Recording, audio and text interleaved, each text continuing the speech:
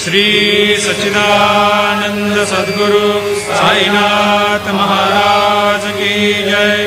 घेऊनी पंचारते करू बाबांची आरती, करू साईंची आरती, करू बाबांची आरती। उठा उठा हो बांधव, ओवाळू हार माधव, साई माधव, ओवाळू हार माधव। करुणी या स्थिर मन, पाहू गंभीर हे ध्यान, साईंचे हे ध्यान, पाहू गंभीर हे ध्यान। कृष्णनाथ दत्त साई, जडो चित्त तुझे पायी, चित्त बाबा पाये, जडो चित्त तुझे पायी। भारती साई बाबा, सौख्य दातार जीवा, चरणार जातली द्यावा दासा विसावा, भक्ता विसावा। भारती साई बाबा, जाळूनी आनंद, सस्वरूपी राहे रंग। मुमोक्ष जनादावी, निज डोळा श्रीरंग, डोळा श्रीरंग। भारती साई बाबा, जया मनी जैसा भाव, दया तैसा अनुभव। दाविसे दया घना, ऐसी तुझी ही माव, तुझी ही माव। भारती साई बाबा, तुमचे नाम ध्याता, हरे संस्कृती व्यथा। अगाध तव करणी, मार्ग दाविसी अनाथा, दाविसी अनाथा। भारती साई बाबा, कलियुगी अवतार, सगुण परब्रह्म साचार। अवतीर्ण झालासी, स्वामी दत्त दिगंबर, दत्त दिगंबर। भारती साई बाबा, 8 दिवसा गुरुवारी, भक्त करे देवारे। प्रभु पद पाहावया, भव भय निवारे, भय निवारे। भारती साई बाबा, माझा निज द्रव्य ठेवा, तव चरण रज सेवा।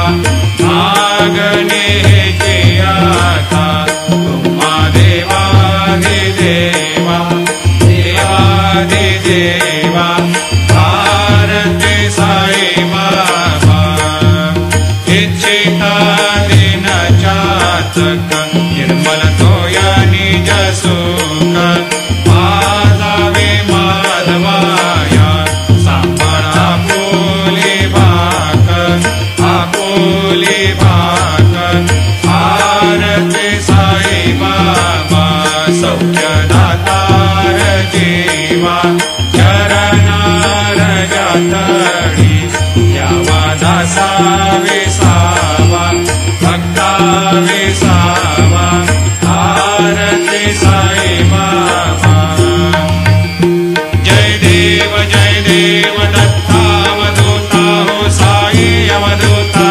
जोडून करतव चरणी ठेवी तो माता, जय देव अवतरसे तू येता धर्माते ग्लानी।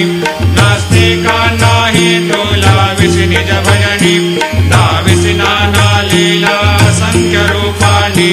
हरसे दीनांचे तो संकट दिन रजनी, जय देव दत्तावधूता हो साई अवधूता। जोडून करतव चरणी ठेवी तो माता, जय देव यवन स्वरूपी ऐक्या दर्शन त्वादिथले। संशय निरसमिया तद्वैता घालविले गोपी चंदा मंदा त्वाचे उद्धरिले मोमिन वंशे जलमुनि लोका तारियले जय देव दत्ता अवधूता हो साई अवधूता जोरुनि कर तव चरणी देवी तो माता जय देव वेदन तत्वे हिंदू यवनांचा काही दावायासे झाला पुनरपि नरदेही पाहसी प्रेमाने तो हिंदू यवनाही दाविसे आत्मत्वाने व्यापक साई जय देव दत्ता अवधूता हो साई अवधूता जोडुनि कर तव चरणी ठेवी तो माता जय देव देवा साई नाथा तत्पद नत भावे परमाया मोहित जन मोचन झनि भावे त्वत्कृपया सकलांचे संकट निरसावे देशील तरते त्वद्यश कृष्णाने गावे जय देव दत्ता अवधूता हो साई अवधूता जोडुनि कर तव चरणी ठेवी तो माता जय देव शिर्डी माझे पंढरपूर साई बाबा रमावर साई बाबा रमावर शुद्ध भक्ती चंद्रभागा भाव पुंडलिक जागा भाव पुंडलिक जागा याहो अवघे जन करो बाबा शिवंदन साई शिवंदन करो बाबा शिवंदन गणु म्हणे बाबा साई धाम माझे आई धाम माझे आई झाली लोकांगण वंदीन चरण जोडाल पायन रूप तुझे प्रेमे अलंकेन आनंदे पूजन भावे वायन भवे नमः त्वमेव माता पिता त्वमेव बन्धु सखा त्वमेव विद्या द्रविणं त्वमेव सर्वं मम देवदेव कायेन वाचा मनसेन्द्रियैर्वा बुद्ध्यात्मना वा प्रकृतिस्वभावा करोमि यद्यत् सकलं परस्मै नारायणाय समर्पयामि अच्युतं केशवं रामनारायणं कृष्णदामोदरं वासुदेवं हरिं माधवं गोपिकावल्लभं जानकीनायकं रामचन्द्रं हरे राम राम राम हरे हरे हरे कृष्ण कृष्ण कृष्ण हरे हरे श्री गुरुदेव दत्त हरे ओम यज्ञेन यज्ञमयजन्त देवास्तानि धर्माणि प्रथमान्यासन् तेहनाकं हेमान् सजन्त यत्र पूर्वे साद्या सन्ति देवाः ॐ राजाधिराजाय प्रसह्य साहिने नमो वयं वै श्रवणाय कूर्महे समे कामान् कामकामाय मह्यं कामेश्वरो वै श्रवणो दधातु कुबेराय वै श्रवणाय महाराजाय नमः ॐ स्वस्ते साम्राज्यं भोज्यं स्वराज्यं वैराज्यं पारमेष्ठ्यं राज्यं महाराज्यमाधिपत्यमयं समन्तवर्या ईस्यात् सार्वभौमः सार्वायुषान्त्राधात् परार्धात् पृथिव्यै समुद्रपर्यन्ताया एकराळिति तदप्येष श्लोकोऽभिगीतो मरुतः परिवेष्टारो मरुतस्यावसङ्ग्रहे आवीक्षितस्य कामप्रेर्विश्वे देवा सभासदैते श्रीनारायण वासुदेवाय सच्चिदानंद सद्गुरु साईनाथ महाराज की जय। अनंता तुलाते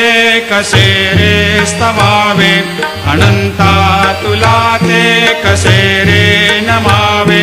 अनंता मुखाचा शिने शेष गाता नमस्कार साष्टांग श्री साईनाथ स्मरावे मनी त्वत्पदा नित्यभावे पुरावे तरे भक्ति साठे स्वभावे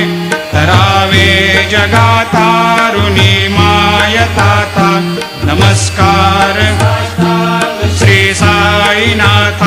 वसे जो सदा दावया संत लीला इसे अज्ञ लोकान परे जो जनाला परे अंतरे ज्ञान कैवल्य दाता नमस्कार साष्टांग श्री साईनाथ वरालाधला जन्म हा मानवाचा नरासार्थका साधनीभूत साचा धरो साई प्रेमा गळाया अहंता नमस्कार साष्टांग श्री साईनाथ धरावे करे सान अल्पज्ञ बाला करावे अमाधन्य चुंबो निगाला मुखे गाल प्रेमे कराग्रास आता नमस्कार श्री साईनाथ सुराधिक ज्यांच्या पदा वंदिताते सुराधिक ज्यांचे समानत्व देते प्रयागादि तीर्थे पदे नम्र होता नमस्कार साष्टांग श्री साईनाथ तुझ्या ज्या पदा पाहता गोप बाले सदा रंगलेचे स्वरूपे मिळाले करी रास क्रीडा सवे कृष्णनाथ नमस्कार साष्टांग श्री साईनाथ तुला मागतो मागणे एक द्यावे करा जोडितो दीन अत्यंत भावे भवे मोहनी राज हातारे आता नमस्कार श्री साईनाथ ऐसा येई बा साई दिगंबरा अक्षय रूपावतारा सर्व हि व्यापक तो श्रुति सारा अनुसया त्रिकुमारा बाबा येई बा काशी स्नान जपा प्रतिदिवशी कोल्हापुर भिक्षेशे निर्मल नदी तुंगा जलप्राशी निद्रा माहुर देशे ऐसा येई बा झोळे लोंबत से वाम करे त्रिशूल डमरो धारे भक्ता वरद सदा सुखकारे देशिल मुक्ति चारे ऐसा येई बा पायी पादुका जपमाला कमंडलो मृगचाला धारण कर सेवा नागजटा मुकुट शोभतो माथा ऐसा येई बा तत्पर तुझाया जे ध्यानी अक्षय त्यांचे सदनी लक्ष्मी वास करे दिन रजनी रक्षसे संकट वारुणी ऐसा येई बा या परिध्यान तुझे गुरुराया दृश्य करी नयनाया पूर्णानंद सुखे एकाया लाविषि हरि गुण गाया ऐसा येई बा साई दिगंबरा अक्षय रूपावतारा सर्व हि व्यापक तो श्रुति सारा अनुसया त्रिकुमारा बाबा येई बा सदा सस्वरूपं चिदानन्दकन्दं जगत्सम्भवस्थान संहार हेतुं स्वभक्तेच्छया मानुषं दर्शयन्तं नमामीश्वरं सद्गुरुं साईनाथं भवद्वांत विध्वंसमार्तण्डमीड्यं मनोवागतेतं मुनिर्ध्यानगम्यं जगद्व्यापकं निर्मलं निर्गुणत्वां नमामीश्वरं सद्गुरुं साईनाथं भवाम्भोधिमग्नार्दितानां जनानां स्वपादाश्रितानां स्वभक्तानां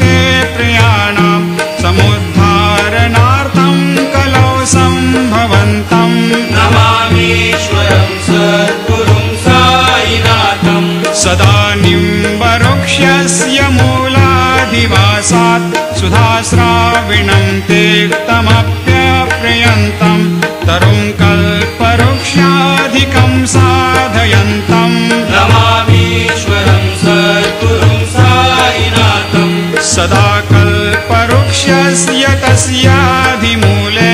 भवद्भावबुद्ध्या सपर्यादिसेवां नृणां कुर्वतां भोक्तिमुक्ते प्रदन्तम् नमामीश्वरं सद्गुरुं साईनाथम् अनेकाश्रुता तर्क्यलीलाविलासै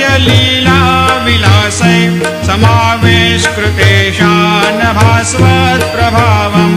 अहं भावहीनं प्रसन्नात्मभावम् नमामीश्वरं सद्गुरुं साईनाथम् सतां विश्रमाराममेवाभिरामं सदा सज्जनैः सस्तुतं सन्नमद्भिः जनामोददं भक्तभद्रप्रदन्तम् नमामीश्वरं सद्गुरुं साईनाथम् अजन्माद्यमेकं परब्रह्म साक्षात् स्वयं सम्भवं राममेवावतीर्णं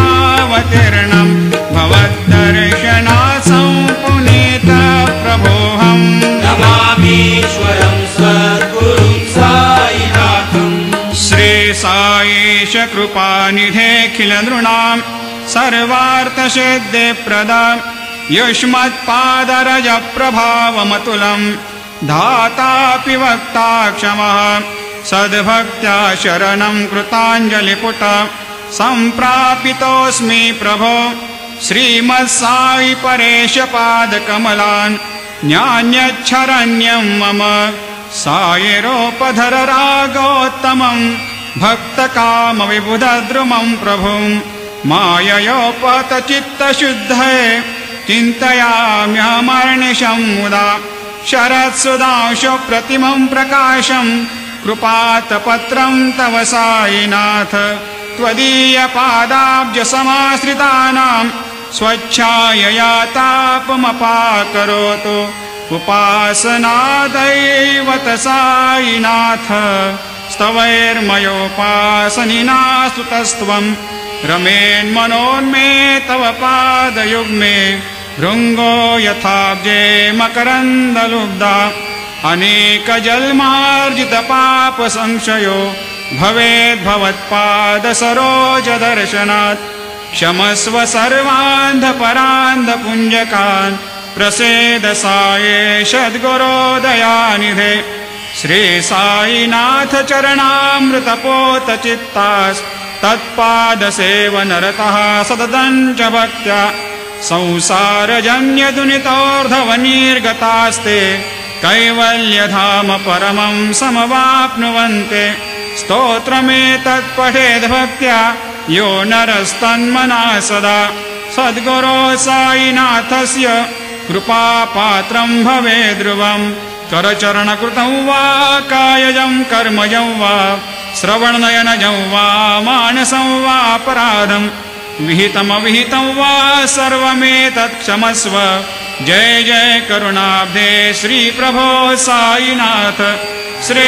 सच्चिदानंद सद्गुरु साईनाथ महाराज की जय।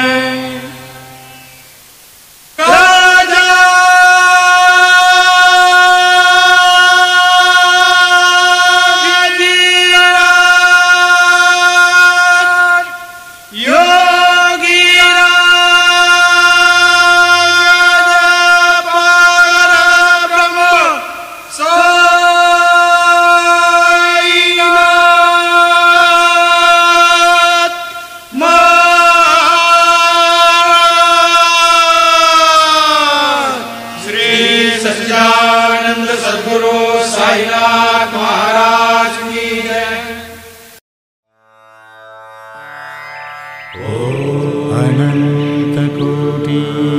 ब्रह्माण्डनायक राजाधिराज योगिराज सच्चिदानंद सद्गुरु श्री साईनाथ महाराज